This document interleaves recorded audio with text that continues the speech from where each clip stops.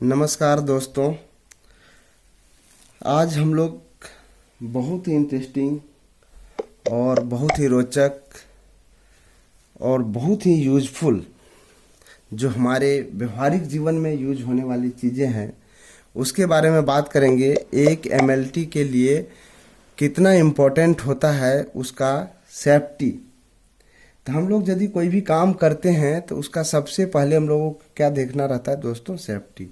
तो आज हम लोग बात करने वाले हैं, चर्चा करने वाले हैं, वो है लेबोरेटरी सेफ्टी। तो लेबोरेटरी सेफ्टी में क्या है कि दोस्तों, क्लिनिकल लेबोरेटरी में मतलब इसका जो कॉम्प्लेक्स होता है वो बहुत भी बड़ा होता है।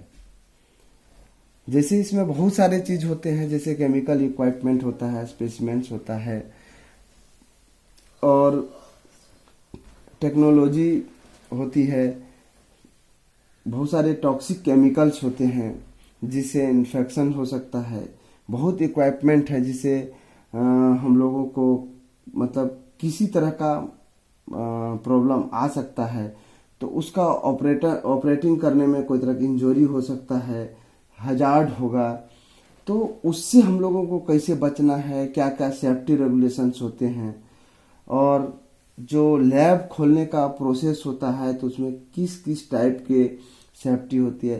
तो सेफ्टी का जो होता है दोस्तों, उसमें सेफ्टी ऑफिसर वगैरह होते हैं कुछ, तो वो एजेंसी वगैरह को दिया जाता है, कोई सेफ्टी एजेंसी को दिया जाता है जो आपके लैब को विजिट करेंगे और सेफ्टी के बारे में बताया भी जाता है और उसमें क्या क्या इक्विपमेंट की ज़रूरत होती है सेफ्टी के लिए, वो सब इक्विपमेंट भी प्रोवाइड किया जाता है।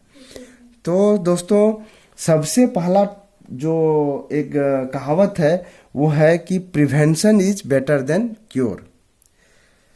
तो prevention is better than cure बहुत ही मतलब क्या बोलते हैं, इसे गोल्डन बोल सकते हैं।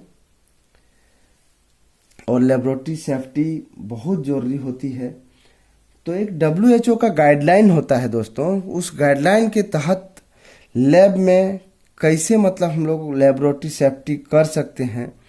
और हम लोग जो लैब जैसे ओपन करते हैं कोई हॉस्पिटल्स में या कोई लैब को ओपन करना चाहते हैं, तो उसमें हमें क्या क्या सावधानी बरत के लैब ऑपरेट करना है। तो सबसे पहला पॉइंट होता है दोस्तों, the laboratory should be separated from area that are open to unrestricted traffic flow within the building. आप किसी हॉस्पिटल्स में गए होंगे तो लैब को आप देखे होंगे साइड एरिया में रहता है, न कि जिस एरिया में भीड़ भाड़ होता है उस एरिया में रहता है। ठीक है। दूसरा होता है दोस्तों, entry for personal must be through a vestibule और double door entry.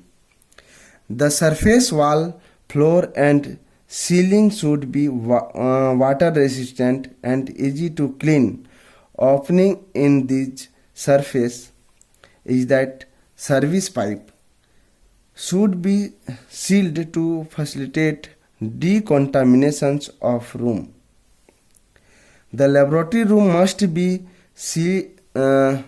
sealable for decontaminations. Air ducting systems must be constructed to permit gaseous decontaminations.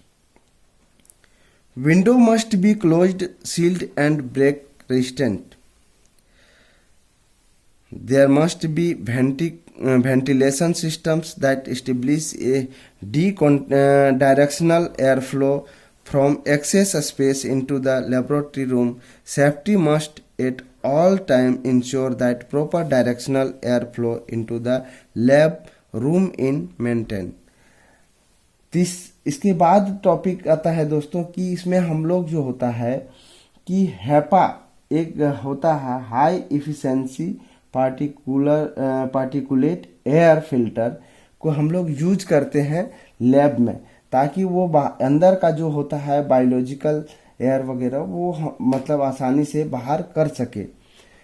बहुत ऐसे चीज हैं दोस्तों जो हम लोगों को सावधानी बरतनी है, और यदि हम लोग सावधान रहेंगे तो सुरक्षित रूप से काम कर सकते हैं।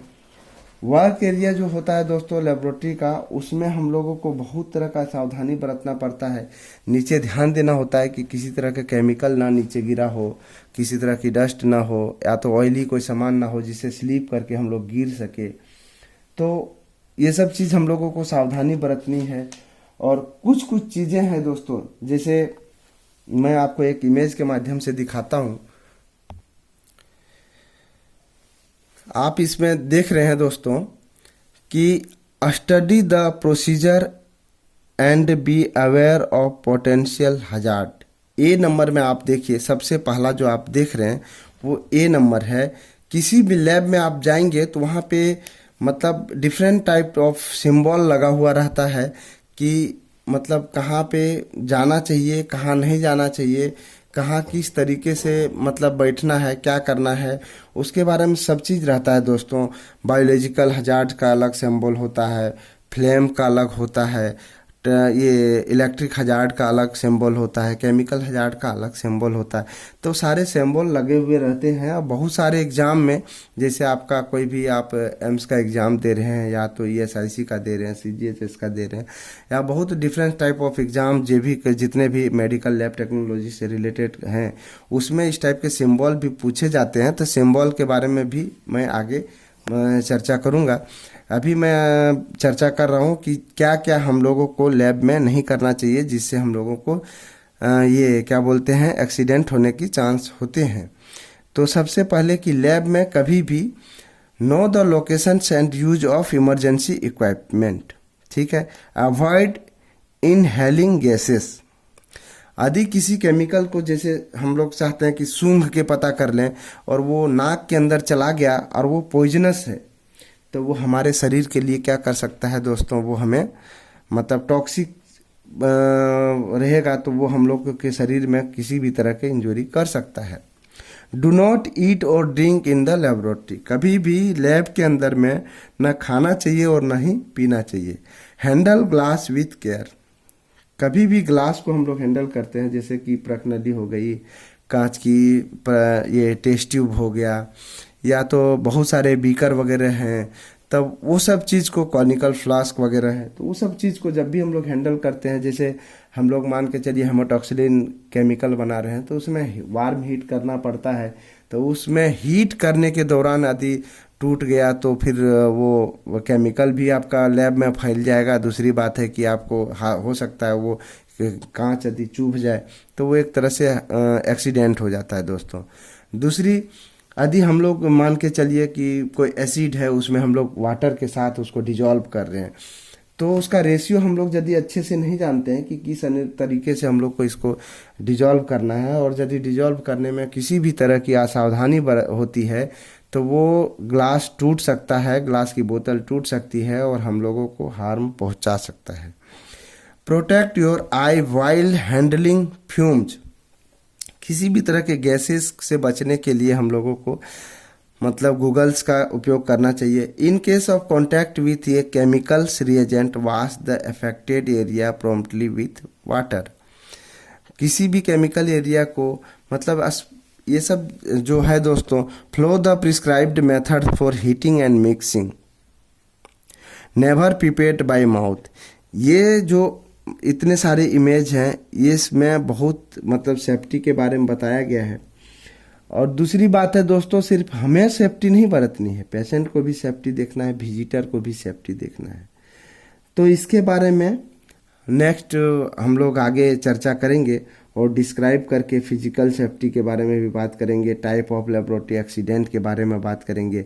और एक बात और बताना चाहता हूं दोस्तों, जब भी लेबोरेटरी सेफ्टी किसी तरह की दुर्घटना घटती है लैब में, या तो केमिकल हजार्ड्स हो गया या तो मतलब किसी भी तरह की, तो उसका एक रिकॉर्ड बुक बनाना चाहिए। उस रिकॉर्ड बुक में एंट्री होनी चाहिए कि इतना तारीख को मतलब जो जिस डेट में है, डेट टाइम एंड किस टाइप का हजार्ड्स हुआ, किस टाइप की इंजरी हुई, या तो जो भी प्रॉब्लम हुआ उसके बारे में दोस्तों हम लोगों को लिखना चाहिए, रिकॉर्ड रखना चाहिए। ताकि उससे क्या होता है, आप लोग एक बुक आता है दोस्तों डॉक्टर कन्हैयालाल मुखर्जी, वो इतने अच्छे बुक लिखे हुए हैं कि आप उनका पढ़िएगा, एक पहले तो कहानी जैसा लगेगा, लेकिन बहुत ही इंटरेस्टिंग बुक है। आप जितना भी लैब में कॉमन एरर करते हैं, क्या क्या गलती करते हैं, उसके बारे में पहले उन्होंने लिख चुके हैं। एक तरह से उसको आप ऐसे बोल सकते हैं कि वो एस्ट्रोलॉजी हैं एमएलटी के। तो धन्यवाद दोस्तों, आप लोग बने रहिए, ऐसे ही कंटिन्यू। मैं कोशिश करूंगा जब जब टाइम मिलता है तो मैं अच्छे अच्छे वीडियो डालने का कोशिश करूंगा, अपलोड करूंगा। आप लोग ध्यान देखते रहिए और आपस में शेयर करते रहिए। धन्यवाद।